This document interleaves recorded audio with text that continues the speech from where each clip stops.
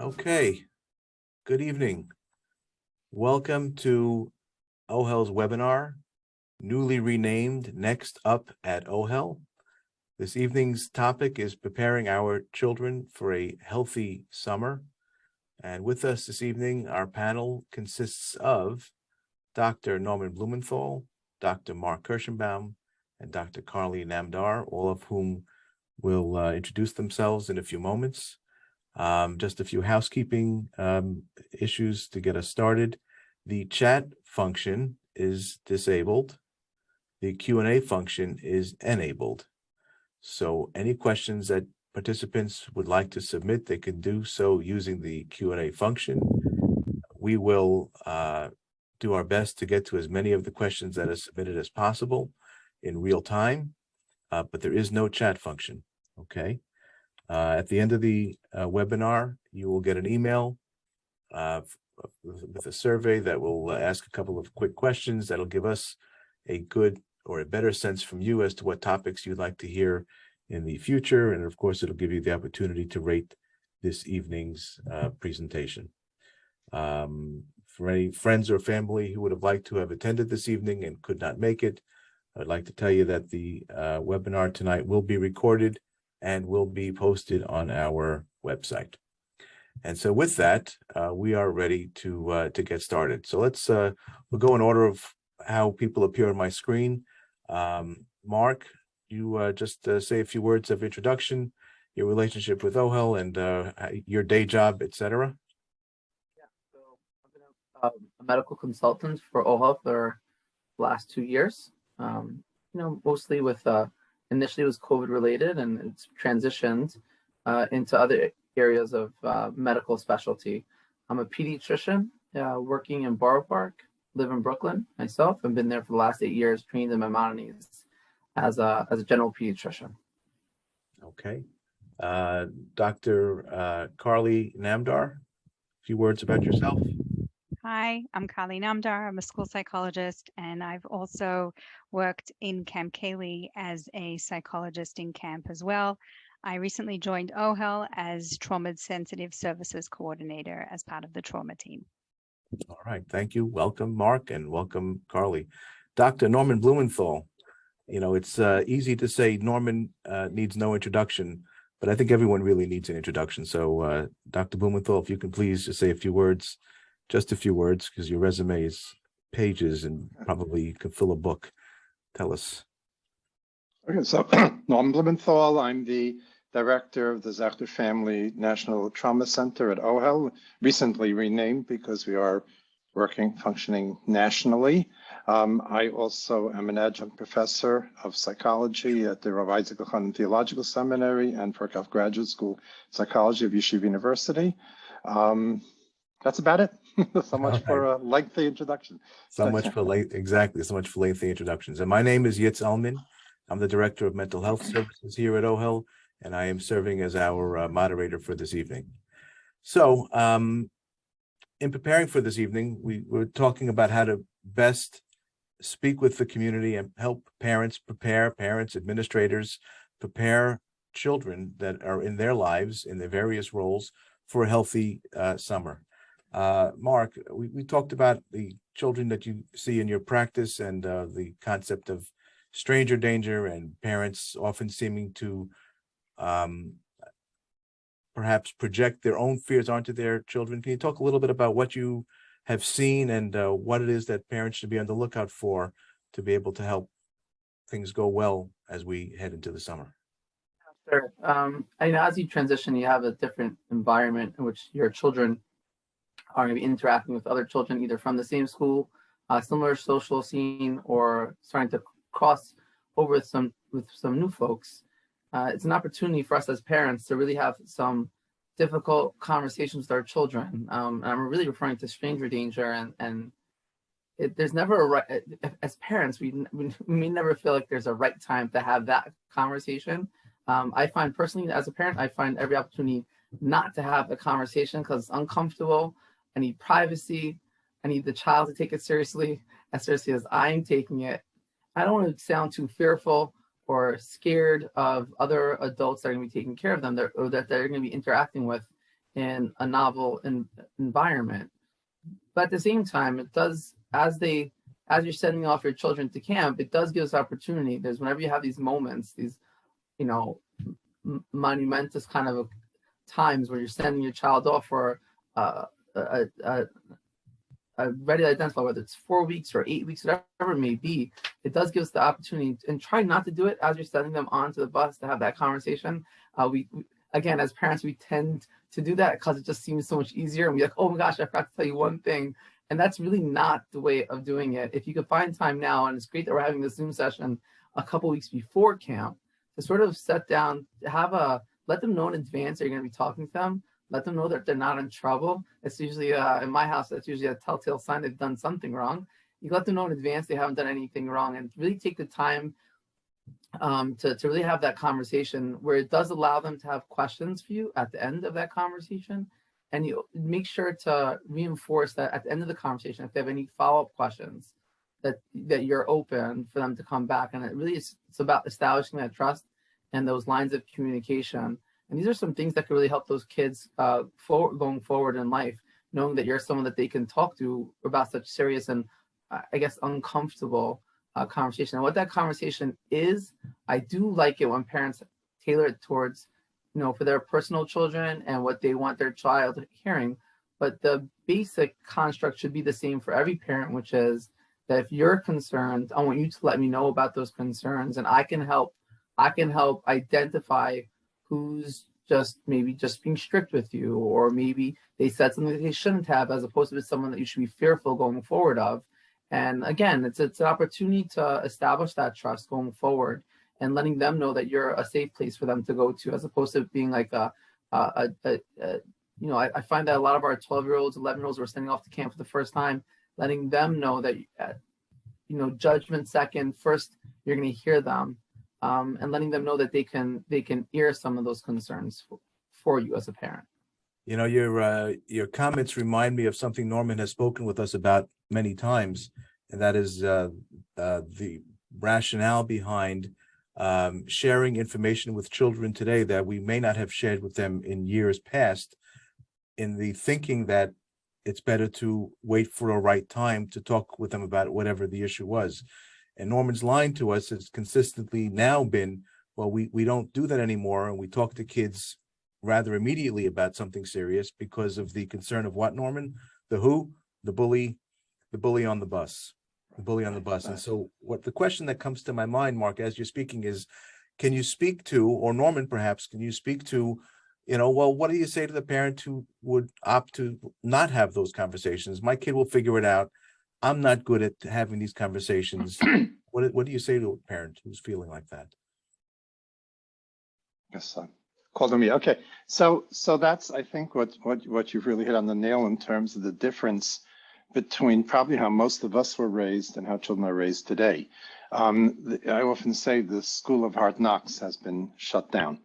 The philosophy of child rearing, in many respects, here before the age of the internet, was go out there and deal with it and figure it out.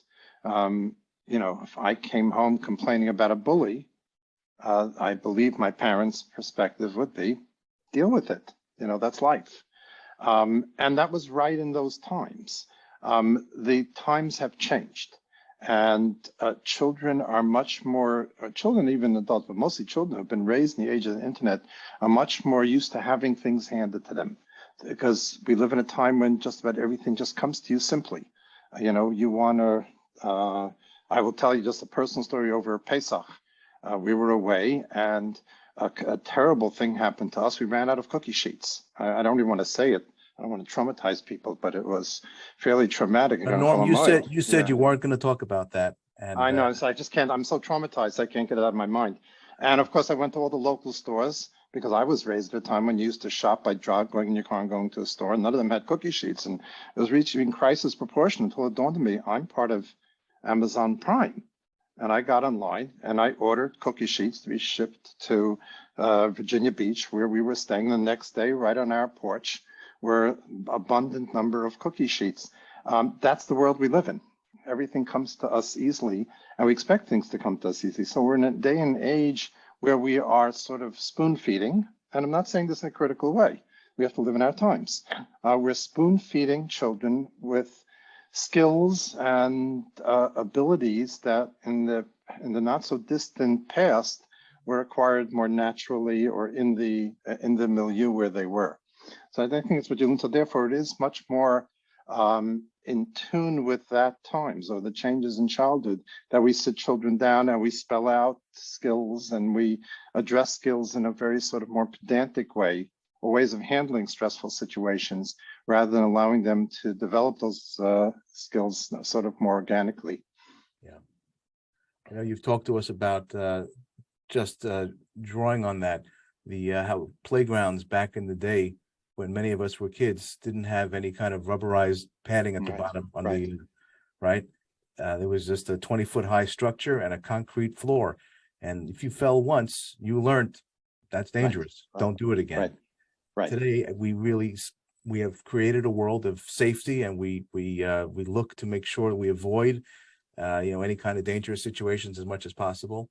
And that has really left children, and in some cases adults, unable to anticipate dangerous situations in the way that previous generations may have been able to do so. Could be, but I don't want to say it in a critical sense. Right. Life gets easier. Right. You know, every generation, life gets easier and less dangerous or less risky. That's just the way the world was made. Yeah. Carly, from your years of experience at camp and in schools and such, can you speak to the importance of it's really piggybacking on what Mark and Norman had spoken about, the importance of letting campers know that there's someone to talk to if something's bothering them, and who it is that they should speak to and how they should go about handling. Sure. I think, piggybacking off what Dr. Kirschenbaum and Dr. Blumenthal said, I think, information is power, right? So if you have a child that struggles in a particular area, it's important to identify with them, who is your safe person that you can talk to in camp, or really prepare them ahead of time for how to navigate certain situations that they might encounter in camp. Kaylee has a wonderful head staff and a wonderful team of counselors that go through training. I was the psychologist there for many summers during Girls Month, and there really are wonderful, wonderful staff there, and they're really available and accessible to the campers. I think, ahead of time, talking to your child, about who is your safe person, who is the person that you can identify to talk to, is something that's really helpful. And I would go one step further. I think, just based on my experience in camp, preparing your child to navigate certain issues that might be struggles for them during the year is something that's super helpful. So I don't even know if you would say if you feel homesick. You could go a step further and say, when you feel homesick, let's try and think about some things that you could do to help you. And I think it's important to put the onus on the child to help solve whatever it is they may be navigating, right? There's staff at Kaylee that will definitely be there to help them. Or, if you're sending your child to any other camp, hopefully there's staff there that will be able to help them navigate what they're dealing with. But you really want to instill in your child that sense of confidence. We believe that you're ready to go to camp, and we believe that in being ready to go to camp, we believe in your ability to solve problems. So let's try and think through how you might approach things, rather than swooping in and solving it for them. Right. You had mentioned speaking to a child about when you become homesick. Right. There are more complex issues that come up as well for children who are in treatment, who see a therapist during the year and so on. So, Mark, I know that you have seen this in your practice. We've all seen it in different ways. But can you talk about the importance of the continuity of care and the pitfalls of ignoring that, when it comes to the summer, kind of hoping for the best? Yeah, so a lot of it's wishful thinking, and I think it's great for parents to want to see how children do in different social environments. Think about testing kind of the parameters, the parameters of the social hierarchy change quite significantly from school to camp like settings for the children themselves. Think of a 5th, 6th, 7th grader. If you're athletic versus academic, and where your strong parts lead, that really dictates who's going to be sort of leader of the pack. And it so you do get to see a different side of the child. So I do like when parents are excited or looking forward to seeing how their child does in such a novel environment. However, I guess in the line of work that I do throughout the day, which is sort of, you have as a primary care doctor, I'm constantly leaning on subspecialists when necessary. And I find that, if I send to multiple different subspecialties, if they're not talking with each other, at least they should be talking both, to me. And then at least there's some sort of communication going around. And as frustrating as that may be, and as at times it can feel like it's time consuming and you're not sure what's the benefit to it, I do feel ultimately the patient or the child gets the best out of it. It's not necessarily about making the decisions, more about even just as a group making that decision together. And there's an awareness from all different aspects of the team. When you think of a child's team, a care team for a young child who has mental illness or dealing with any mental health issues, you talk about a teacher, parents, obviously. I personally like when the pediatrician's involved to some degree. It's even something good to talk about at a well visit going into camp, or even a phone call beforehand to be the therapist. And then you sort of, as the parent, you come with those opinions. You can come to the camp and say, this is sort of what my son, my daughter, my child has been going through the past 8 months, 6 months, 4 months of the year. This is what we've done so far. This is what's worked so far. Now, what do you guys feel? This is what I was thinking would go forward. And it allows for an opportunity to start to establish a line of communication with the camp before there's a problem. I find that changes the whole narrative from the beginning. Usually it comes up quite a bit for me. The question that I'm getting now before camp is usually medication related.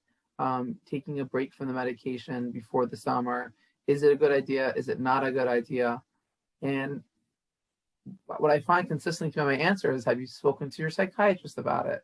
Have you spoken to his or her teacher about it? I always say talk to their favorite teacher, the one who they've felt the strongest connection with. They usually have the most insight into your child when they're not in the house.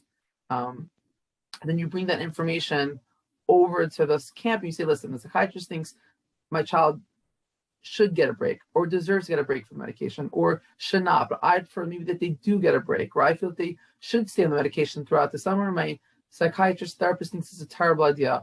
What do you guys think?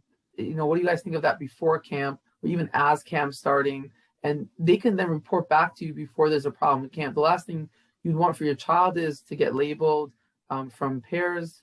We have to remember that some of the counselors and JCs that are taking care of our kids, you don't want them to think of as the troublemaker or the one who is the oppositional camper. You would like to sort of have those conversations beforehand, so there's like a level of understanding going into the summer, as opposed to it having those conversations once things arise. Right. Norm, can you speak more, a little bit more to that in terms of the trauma that could be induced by us not paying attention to what Mark is talking about in terms of the continuity of care and the balance that he's striving for families to be able to strike in order to help prepare kids for a successful summer? Yeah, so I don't know if I'd call it trauma, because I don't want to I think sometimes they overuse that term and make it comparable to some of the really horrific events that people have been through. But it is a serious consideration, and it is a huge setback emotionally. I used to say jokingly when I had a more predominantly child practice, now my practice is much more adult, but with a little child work. But I used to say that I get the first 2 weeks of the summer off, because by the third week, all the kids I was working with had been thrown out of camp, and now I got to deal with them again. That's a bit of an exaggeration. But if a child is, let's say, on the mend, the child is already recovering, let's say, from whatever issue that they're struggling with, be it anxiety, depression, ADHD, etc., and then are put in this situation or sort of challenged and it doesn't work, that setback is pretty serious because they lose confidence in themselves, they lose confidence in the helpers. The skill, on the other hand, this is why it's a complex issue. A child who is well on its way to recovery and can test out the new skills and new capacities that he or she has in a setting like camp, and if successful, it's hugely encouraging and healthy. So it's a real, you have to be very, it's a very careful judgment call. I do want to resonate with what Mark said in terms of coordinating with the camp. Please do not hide anything. Talk to the camp. It's 2022. There's nothing to be ashamed of, and nobody's looking askance, or nobody should look askance at parents if a child is struggling in social or areas, or in the areas of anxiety, etc. I think we're pretty sophisticated now and understand how common this is, and how it's as little a parent's fault as a child having asthma or having reflux or any of the other ailments that Dr. Kirschenbaum spends his day taking care of. So very important to coordinate with the camp. The medication issue, I'm probably not ideally qualified to talk about it because I'm not a psychiatrist. But again, the quandary is, what used to be, that the common practice that a child would be taken off medication for the summer, and the assumption that they don't have to sit behind a desk and let them have a break. The medication does suppress appetite, sometimes cause some gastrointestinal disorders, and does have some impact, although albeit temporarily, on growth. So the idea was to give them the summer off. We're thinking very differently now. We're coming to the realization that, first of all, the self-restraint that medication provides is important when especially you're living in a rustic setting and with a relatively young person taking care of you and taking care of a whole bunch of kids. So the capacity to follow instructions, exercise self-restraint becomes even more important. And the realization as well that social skills, which is such an important part of camp, require attention, require focus. And if the child does not have the focus, then the child will miss social cues and not have that opportunity to develop those skills. So on the other hand, though, it's true that they don't have to sit all day. And it's true also that the opportunity to have more physical exercise and to, be more active does help in terms of more self-restraint. So it's not a one-size-fits-all. It's a conversation that has to be had, I would say, predominantly with the therapist and with the psychiatrist, with the camp secondarily involved. I'm not sure if the camp can weigh in about a child they don't know, but most parents I've seen in my work do make an adjustment in the medications, usually reduce the dosage. Sometimes children complain that the medication is so sedative that they can't engage in sports. And so therefore you want them to have that, a little bit more of that energy so they can compete athletically. So there's usually, or maybe changing in dosaging and timing, etc. But it's becoming increasingly rare just to go off medication altogether when someone goes to camp. That's what I've observed. I don't know if Dr. Kirschbaum will see anything different. So, Carly, thank you, Norman. Carly, can you speak to just the role that camp plays and the pressures that kids come into camp often with in terms of assignments that they've got with them from school for over the summer, and how to balance that with the need to recharge and rejuvenate and so on and so forth? What is it that we can do to best support parents to support their kids to accomplish what it is that camp is really supposed to do for kids? I think, think about it, camp really gives children the chance to reinvent themselves, right? You have a child who may not necessarily be the most successful student academically, and they come to camp and they can be this whole other person. It gives them the chance to explore their independence. It gives them a chance to really build their resilience and build flexibility, right? They are living, breathing, eating, doing everything with the same people. It's not like, when they encounter a problem, they can just get on a computer or get on a phone and, disconnect from the world. It's an amazing thing that children, especially after being so hooked up to their technology over the last few years with COVID, they have this chance to just have a complete break from their technology. Most camps today have a no phone or a no device rule. I mean, I don't know about everyone else here on this Zoom. I'd love to have a break from my technology for a few weeks, but it gives the kids a chance to really disconnect, to connect to themselves, to give them a chance to explore who they are, to build their self-esteem, and to really build their social skills, like in the moment, build problem-solving skills and navigate challenges that they're going to come across. And if a child has been receiving care or counseling, throughout the year, I think it's really important for the child to be able to exercise the tools that they have so that they feel like they can come to camp with tools that they've used that work, and they can practice them in real time in camp. If you have an anxious child, or even if you don't have an anxious child, giving your child tools that they can use to just decompress if they need it.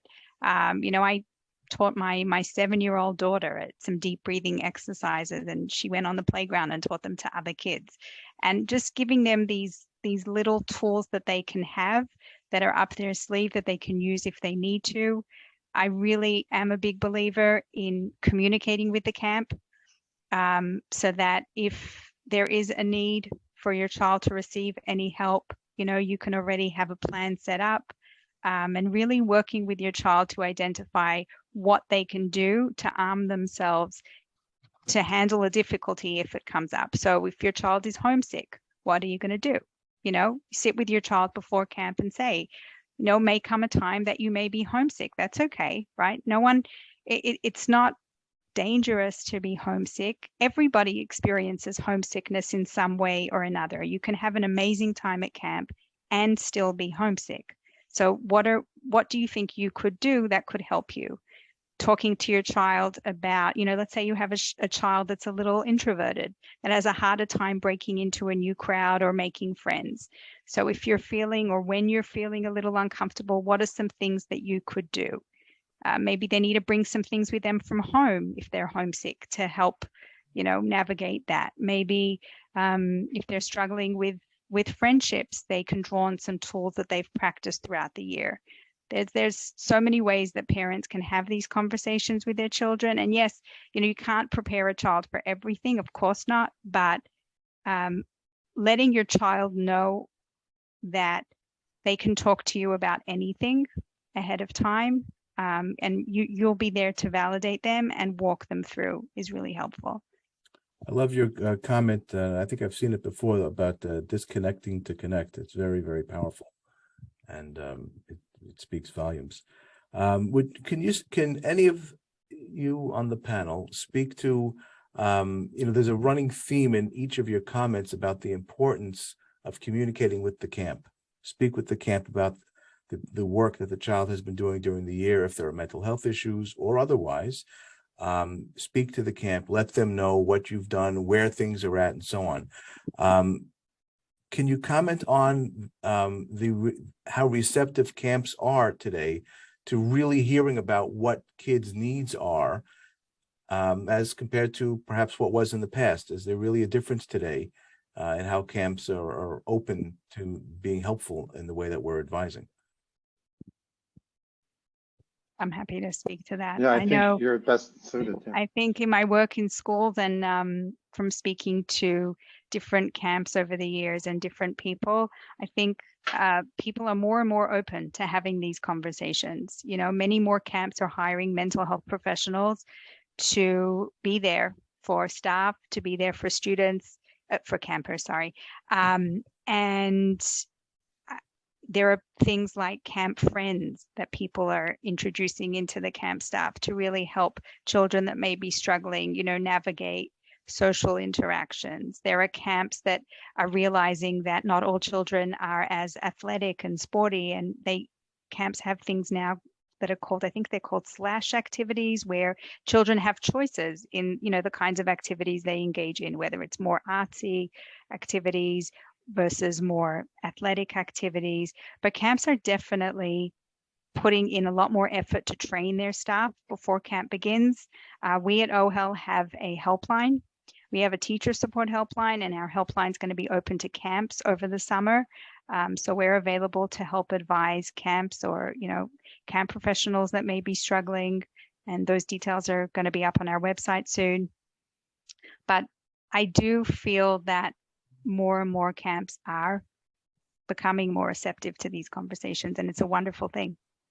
Great, great. A question came in as follows. How hard should you push a fifth grader who has signed up for sleepaway camp but now says that they don't want to go? And I really think that each of you can speak to this from your own perspectives. So why don't we start with, why don't we go to Mark? Why don't you start? And then we'll go to Norman, and then we'll go to Carly. You're muted, Mark. Thank you. No, to start, I do believe it's important to know your child and to know whether or not you should be pushing them. It's a great opportunity to go ahead and, even if they may not feel ready, if you've done your homework and you felt that your child was ready beforehand and your child was excited to go when it was time to apply and sign up and to send in your deposit at that moment when they were excited to go, you have to remind your child of those times before and when they did feel ready, and try to be as positive as possible. Obviously, as you get closer to the actual date where you kind of get in that bus and go off to camp, some of the nerves or some of the negatives may be coming out more. So it's important to create a really positive environment. And obviously, you never want to push the wrong child, someone who has legitimate roadblocks or bring up some really legitimate new issues that weren't thought of beforehand. Then I would say I would reconsider. Having said that, as a developmental pediatrician, I think it's important. I usually lean on kind of peer-driven behavior. And I'd say if the majority of his class or her classmates and peers from their social construct, then I'd say then that should be the driving force, whether or not you think that they are ready for it. If the majority of their friends are not going, the majority of their classmates are not going, then maybe it is a good idea to consider, to be perfectly honest. And maybe they are a little bit too young, or maybe they are a little too old to go to said camp. But if the majority of their peers are going, it usually means that they should theoretically be ready for that next that next stage, and just try to create more of a positive environment and remind them of the good things that will come about by going, and what happens when you do try new things. What I try to remind my own children is just, without change there is no growth, and to know that that's where it's going to happen. That's where you're going to see personal growth. And I find that can work. You mentioned fifth grade. That could work from, I'd say, 10 and up. That idea is something I think that's a relatable idea, and it's a concept that doesn't get lost in translation. Okay, thank you. Norman, can you speak to the? I have little to add. I think Mark hit all the major points. I'll say one thing, maybe what not to do, which is to strenuously try to convince the child to go. I know that most people think sleepaway camp is for the kids. The main beneficiaries of sleepaway camp are the parents and the opportunity to get rid of their kids for 2 months. In fact, I've identified a new subset of depression. Actually, I identified it when I was still sending kids to camp. I'm past that point in my life, but I identified many years ago when I was still sending kids to camp a new subset of depression, which I saw firsthand when I came to the bus to pick up my children. I've never seen a collection of so many depressed people as the parents waiting for that bus to come home. was thinking I'd give out Prozac right there and then. So I think if you get frantic yourself, and if you're frantic for your child to get away because you were really looking forward to that quiet summer together with your spouse, and they'll sense that, and that's not going to convince. Plus the fact that most of the time when a child, what Mark described was called approach avoidance, which as something gets closer, then the anxiety gets greater. And most children are ambivalent, and then as it gets closer, then the fear gets greater. If you're trying very desperately to convince the child there's nothing to be afraid of, then they're going to have to counter and try to, they'll feel the anxiety more. Sometimes it's good to sort of take a more laid back approach. Oh, we got a few days, you'll think about it, and do some more stress inoculation those next days. Let them try to keep them calm, try to, maybe remind them of the deep breathing exercises, and maybe sometimes also have them circulate those few days with kids who are going to camp and let them catch some of that enthusiasm about going. But if a child adamantly doesn't want to go and is really demonstrating some, significant anxiety, again, as all the panelists have said, nobody knows your child better than you do. And if that internal cue, if that the awareness of your child that you have says, this, my child's really scared, children know themselves. And it might be a time to say, you know what, maybe you're not ready yet this year. Maybe let's wait till next year. And that could very well be the option as the child may really not be quite ready. And if forcing them, and again, as I mentioned earlier, they're having a panic experience in camp and having to go home, it can be experienced as a real big setback and may sour their future attitude towards camp when they might be more prepared to go. Thank you, Norman. Carly, anything to Yeah, add? I don't think I have much to add beyond what It's always Dr. hard being, Gerstenbaum. it's always hard being the third of Yeah, three. but I will say that I agree with Dr. Blumenthal, and I saw this in my time in camp as well. I think taking the child's lead in this and really, it should never become a power struggle between a parent and a child. I think the most important thing is for the parent to really hear what is it that's behind this sudden feeling that they don't want to go to camp, right? Because if a child feels like it's being forced, the resistance is going to become even stronger.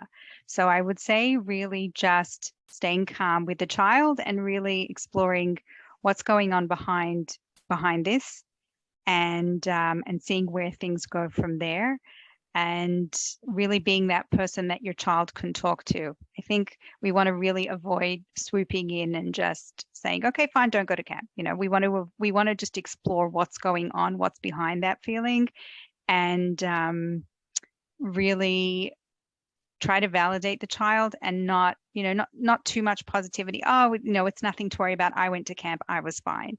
I think you want to just create that space where you hear your child out. You give them, you name it to tame it, right? We want them to name the emotion that they're feeling, go really be able to express what it is that's bothering them, and then try and talk them through different solutions that are empowering for them to deal with what their issue may be. And sometimes, not all children get on that bus when they're going to camp and are super confident. You want to, if your child is, hesitant, you want to see if you can create some kind of a plan with the camp. Maybe that child needs a little more checking in. Maybe you can identify ahead of time, who is that person going to be? I used to do FaceTime calls with some campers and their parents before camp to, really talk them through. And if that child is already, let's say, comfortable enough to decide to want to go to camp, if they are already getting support, then let them, again, like I said before, just build on those skills that have been working for them to try to bring them with them to camp. Thank you. Thank you very much. And again, we're touching on the theme of the importance of communicating with the camp to best support the child. A question came in asking if we could please address body image issues in camp. For example, swimming pool activities and a boy who's overweight or a girl who doesn't feel as pretty as she perceives other girls as being. Can we speak to that? Carly, can you talk to that from some of the camp experiences and such? Sure. I'm not sure if this refers to whether or not a child has already expressed this as a concern before camp. Right. Nowadays, there are cover-ups and things that kids can wear. There are many, this is a very normal concern to have nowadays, right? I think children today are all the more self-conscious when they're on social media, and there are these really unnatural ideas out there of how they're meant to look. And I think, a healthy dose of reality by coming to camp is probably the best thing for them. It is something that people, their age are probably struggling with. And I think a lot of validation that other campers may be feeling the same way. I wouldn't push a kid beyond their comfort zone. Let the child do what's comfortable for them. And sometimes it's gradual exposure until they feel more comfortable, and it takes time. All right, thank you. Mark, has this issue come up for you in the practice? Parents, do they raise the issue? If kids raise the issue, what would you say to one who would raise this? Yeah, no, it comes up in so many different avenues. I'd say it's one of my most common concern. At well visits, we do height and weight, so it's a great opportunity for parents to voice concerns. And very often, I find myself reassuring the parents, who then can reassure their children that they're normal. And obviously, as providers, we have a very wide range of normal. Right. And we recognize that normal people come in all shapes and sizes. And that reassurance and that confidence really comes from the parents. It really comes from their primary caregivers, that allows the child to really to really do great and to thrive in a camp-like setting. So I say a lot of that hard work really needs to start way beforehand. And I would take it as an opportunity that if you find that your child is having such concerns before going to camp, and those are some of the issues that are holding them back, then we probably as parents should take a step back and recognize where are some of these insecurities coming from, and what are some things that I can some plans that I can put into place throughout the year. Maybe not a week or two before camp. I think what Dr. Carly said before, that Dr. Namdar said earlier, was probably at that point, those cover-ups, whatever it may be, those are what you should be purchasing and being busy with 2 weeks before camp. But regarding the issue overall, yes, it's brought up to me quite often in the rooms with parents and their children during well visits, and that hard work needs to start way beforehand. So I'd say 2 weeks before camp, buy them the coolest sneakers and get the right cover-ups, and otherwise, regarding working on a child's self-esteem and confidence level, that has to start way beforehand, and that usually that's felt and not heard from the parents. A child will feel if their parents think that they're amazing and they're beautiful, as opposed to maybe hearing those words. So that's why I say when heights and weights come up and percentiles come up during well visit, it's an opportunity for me to talk to parents about sort of what range is within the normal healthy range and what's considered unhealthy. And once you're deemed within that healthy range, we start working on that self-esteem and confidence. And I talk to parents about that, who can then give that feeling over to their children. Okay. So Carly, given what Mark is saying, you mentioned before slash activities, right? That camps are offering, or some camps are offering, alternatives to what is the main activity. Let's say there are choices that kids have. Does swimming fall under that sort of category where kids will be offered an opportunity to do something else, or is it still sort of its own thing, like everybody's got to get in the pool and or there is no other choice? I think it really depends on the camp. I mean, I have a teenage son who would much rather be on the basketball court than in a swimming pool. So, he'll go to camp and play basketball all summer when he has the opportunity to have a swimming pool, at his, disposal. I think every camp is different, but I think one of the things that's really wonderful about camp is that children are going to meet all different kinds of kids and all different kinds of people there. And they're going to, they have their exposure to whoever they're friends with and whoever they meet in school and whoever they know in school. They're going to meet all that. I mean, that was one of the beauties of working in Camp Kaylee, is that there were counselors from all over. There were campers from all over. There were people of all different kinds of abilities that would come to camp. And it really increased children's exposure, and had the, children often get stuck in when you're not feeling good about yourself, you're kind of, worried about yourself and boxing yourself in. I think one of the great things about camp is that they see all different kinds of kids, and they may not feel so alone anymore. There will, based on my experience over the years and the people that I know, there are always kids that are not going to love to go swimming.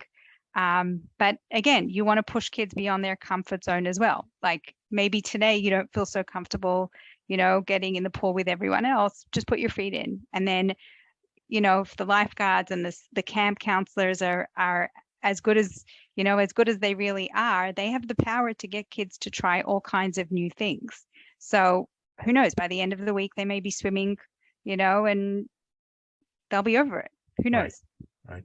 And you've also mentioned in previous conversations that we've had that counselors are trained to know where to go to get help for concerns that they might see Right. in a child. So swimming, a concern about going swimming could be one of those areas, or any of these other subjects that we've discussed, mental health needs that a child might have. So the counselors are trained and they know sort of what the scope of their knowledge and responsibility are, and they know where to go to get help if they sense that a child needs more than what they're able to give. Right. Exactly. I mean, counselors these days, we call them near peer mentors, right? They have the ability to get children to do all kinds of things that adults might not be able to, right? They can connect in a way with campers. They're close in age to them most of the time. They can get them to do all kinds of things.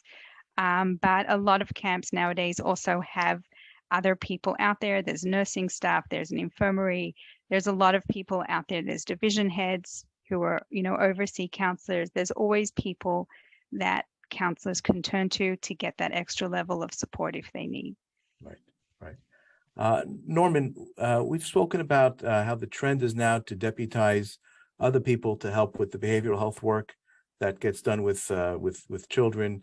How does that impact us with regard to kids and being in camp? What is it that parents should know? What should we be saying to people? So the trend is increasingly, used to be that, let's say, taking a school setting, the teacher was a teacher, was imparting information. And if there were those isolated children that needed more of, let's say, emotional support or needed more of a counseling intervention, they would be sent to the counselor or the psychologist in the school. And that's still the case, and still the case in camp. Increasingly, though, we are, as you mentioned, deputizing, let's say, teachers to become sort of mental health professionals, to bring mental health skills into the school. Our team at OHEL are very much working with schools to make them trauma sensitive, to teach them about anxiety and how to manage certain levels of anxiety where the teacher actually is imparting the tools and the skills. Part of that also is, again, a result of the internet. We don't need teachers anymore to be imparters of information. Any child can click a mouse and find out more than what the teacher knows. So teachers' roles are changing. I'm not sure if it's caught up quite with camp yet, but I can know from some incipient conversations with various camp directors and owners that there's an awareness that part of the training for counselors, and then if not currently, but certainly not the distant future, will be for them also to have a heightened awareness of emotional vulnerabilities, of mental illness, and even to some extent to implement within limits, obviously, some more counseling-like interventions. And I think we're going to see that, if not currently, I think we're going to see that in the next few years, partly because of the breadth of difficulties we're seeing, the levels of anxiety and that we're seeing among children that seems to be just skyrocketing. So I think it's a trend and in a direction in which we're going. And I think we're going to increasingly see soon counselors who are cognizant of the various emotional vulnerabilities which every adult and every child has, and maybe even tailoring the types of exposures that they have in camp or the types of interventions that are necessary to supplement therapy, or again, with those cases which are more moderate, even implement certain types of mental health provisions in the bunk. I don't think we're quite there yet, but we're close. I recall reading a report, I forget where, that absolutely supports what you're saying in terms of all the helping professions, many of the helping professions reporting that they are receiving less calls for certain base issues, doctors, therapists, car mechanics, rabbanim, people they Google what it is that they want to know, and then they'll Was come. that in any order that you placed? I mean, descending order of importance? No. Oh, It's okay. literally, well, we could do a deep Because my dive. car mechanic is far more important than anything I do. You know? We can do a deep personal dive Oh, after okay. this webinar. Okay, But okay. but each field, so to speak, has really reported that they get on one hand less questions, but on the other hand, customers come in and they are, they know more than you do. Surgeons report this, and it's prevalent really throughout society. So what you're saying is right on target, and as you like to say, hit the nail on the head. It really represents where we are today. Can I just say one thing? Sorry. I Please. would, just from being in camp, I would really encourage parents to really empower their children who are going to camp, that there's always someone to talk to. You know, when you're in camp, like I said before, you're living, breathing, eating, doing activities, you're doing everything. It can get quite intense. So you want to make sure that if there's something that's bothering a child and they need to talk it through with someone, you can explore with them who are the people they may be able to do that with. And a lot of camps, will spend, their counselors will spend bunk time or whatever time with their campers, or circle time, or whatever they call it, to really tell the campers that if there's something that's bothering you, these are the people you can turn to, or I'm always here for you. Or, there were campers that would bring, there were counselors that would bring campers to and accompany them and help them go and talk to someone. Because, the worst thing is for a child to bottle up something that may be bothering them, and then it just eats into everything else that's throughout their day, rather than having a person that they can have a simple conversation with, talk it through, find the solution, and then they can let it go and move on. Right. Which reminds me again of something else that Norman has spoken about in the past, which is that children, like adults, just want to be considered typical or normal. Nobody wants to be special. Nobody wants to be out of the ordinary. People just want to do what they have to do and go about their business. And like you said, move on and be able to enjoy. You're Mark. you make me quote my favorite person, Yogi Berra, who once said most of the things I've said I never really said. All right. I'm not sure what to do with that. Mark, it looked like you wanted to say something before, and then we started Yogiisms, yeah. right.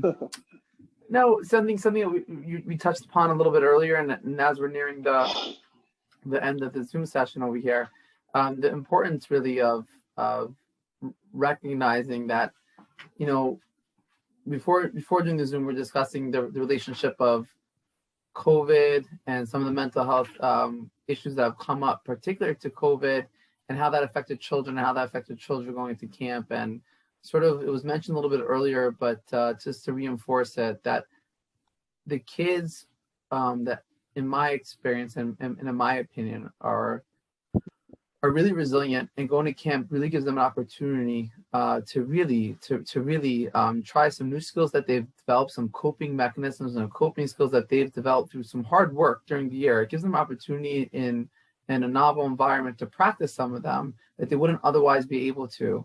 And as parents, as caregivers, we tend to at times can get in the way of that. So if we're nervous about our child going to camp for the first time, who's been struggling with anxiety throughout the year, a bad idea would be ask him every day for the 2 weeks leading up to camp, are you nervous about going to camp? That would be a bad idea. And sort of recognizing that at times, even though we have the greatest care for our child and want the best for them, at times we can get in the way. And to recognize that we're nervous about our child going to camp, as opposed to them actually being nervous about going. They're just really pumped and excited about it. And to really, at times, before we start asking those questions and start or over and over again, recognizing that can get in the way of the natural tendencies to really give an opportunity to kind of spread their wings and kind of see how they do in that camp-like setting, because it really is magical. It really is magical. And just as parents, to try not to get in the way at times, not to get in the way of that. Got it. Any closing thoughts or comments, Norman? So I think I want to pick up on what Mark just said and encourage parents to reference their own camp experiences, as most of us had, maybe not every parent. But I think all of us are keeping inside of us in our inner landscape memories and skills and associations with our own camp experience. My father-in-law just passed away this year, Baruch Sachs, who was famous in Camp Mogenav for about 50 years and dancing on the table during Shal Shudas. And I can't tell you how many people came to me after he passed away and started reminiscing, and they started like making like they're banging on a table, screaming, "We want Rabbi Sachs." These are 50-year-olds, you know. It's still in their collective unconscious, is still part of them.